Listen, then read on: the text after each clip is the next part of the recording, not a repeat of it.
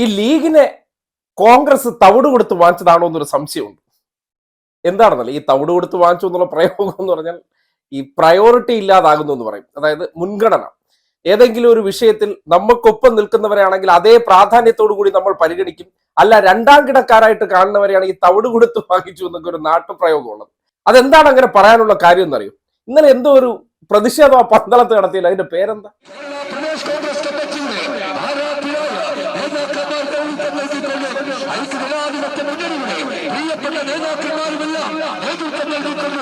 വിശ്വാസ സംരക്ഷണ യാത്ര അനിവാര്യമായ അയ്യപ്പ സംഘടനയ്ക്ക് ആദർശമാക്കിയ ഈ മണ്ണിലൂടെ പ്രിയമുള്ളവരെ കടന്നു വരുകയാണ്.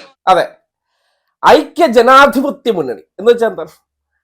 UDF എന്ന് പറയും, അഥവാ യുണൈറ്റഡ് പ്രോഗ്രസീവ് അലയൻസ് എന്ന് പറയും. അതിനകത്താണ് കോൺഗ്രസ് കഴിഞ്ഞ തൊട്ടടുത്ത് നിൽക്കുന്ന പ്രബലരാരാണ്? ലീഗാണല്ലോ അല്ലെ.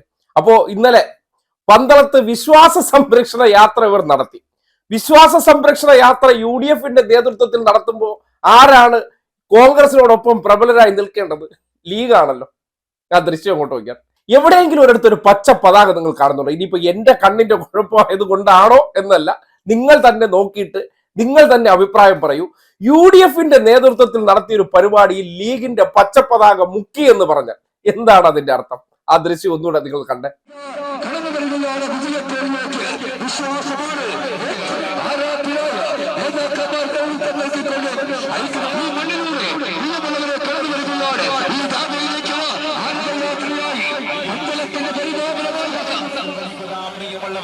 പണത്തിനോടുള്ള